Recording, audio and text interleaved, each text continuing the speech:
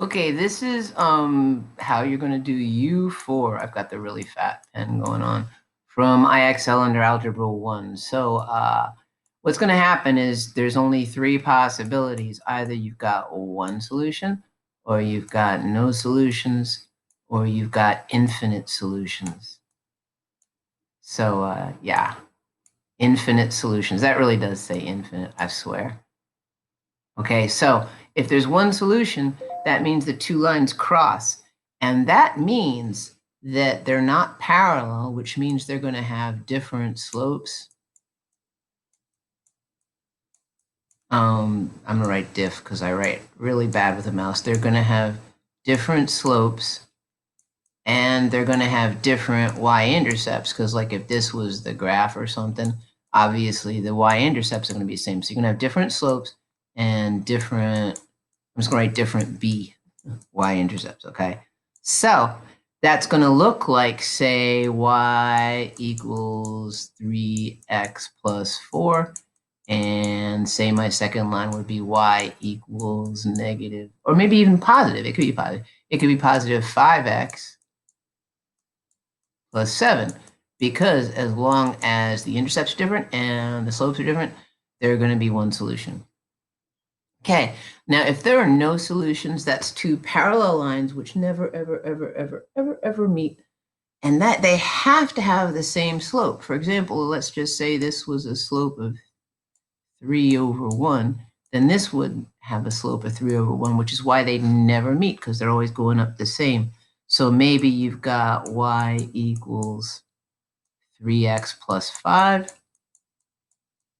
and maybe y equals 3x plus 10, but they are the same slope. And this one's my favorite because it's the easiest. If you've got the same line, it's going to have infinite solutions. And I'm not even going to write same slope, same y-intercept, because they're the same line. So y equals 3x plus 2. And if you see everything is exactly the same,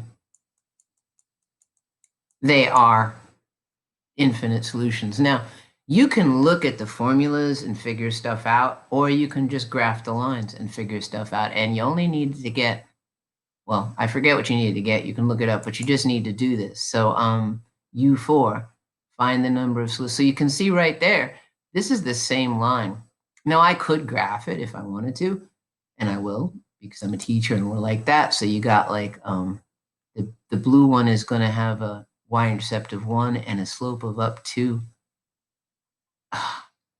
to over 1. And then the green line is going to have a y-intercept of 1 and a slope of up to over 1. And they are the same line. And when you've got the same line, you've got infinite solutions, infinitely many solutions. So that's that. Okay. And here's another one. And I could graph it, or I could notice that they have the same slope.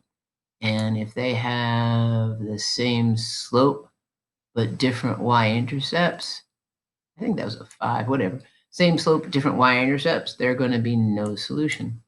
So there it is. But I will graph it,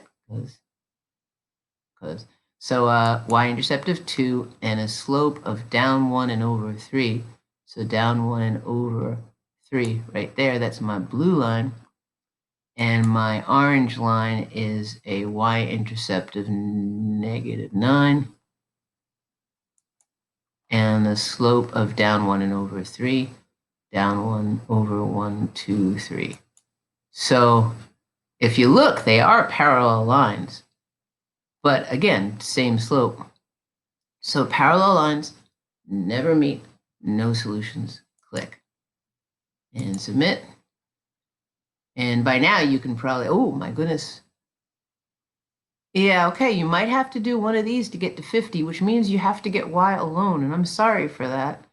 It is what it is. It's probably good for you. So I'm going to graph these equations, and I personally would not try to do them without a pencil and a paper, and I'm good at this, but I'm human and I make mistakes. So there's my equations, and I'm going to get y alone in both cases. So if I have the first one, x plus y equals -1, I'm going to subtract x from both sides. And we're going to write the x first because that way it's easy to see what's going on. I've got y equals negative x minus 1. My y-intercept is negative 1 and my slope is negative 1 over 1 because it's a negative 1 there.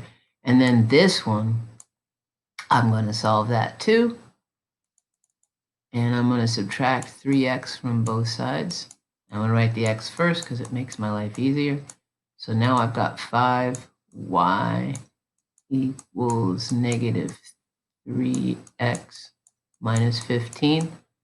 And then I have to get y alone. So I'll divide every single term by 5. And I'll write the slope like this because it's easy to see what the slope is. It's down 3 and over 5. So now I've got y equals negative 3 over 5x, and 15 divided by 5 is 3, so minus 3.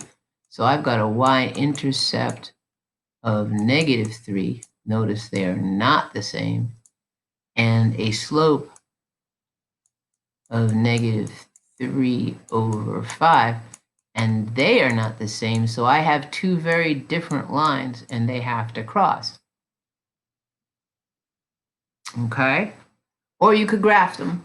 So I've got y equals negative x minus 1. I have to find it first. Okay. So that's this one, y equals negative x minus 1. So I've got an intercept of negative 1 and a slope of down 1 over 1. Y equals negative x minus 1. Yes. And the green line is y is right here. Y equals negative 3 over 5x minus 3. So minus 3 is my y-intercept. Whoops. And I'm down 3, negative 3 over 5. Down 3 and over 5. 1, 2, 3 and over 5. 1, 2, 3, 4, 5. And there we cross one time. Two different lines, one cross, one solution, and I am done. All right. If you have any questions, email me, and I'll be delighted to explain. Then I just have to figure out how to turn this off. This is killing me.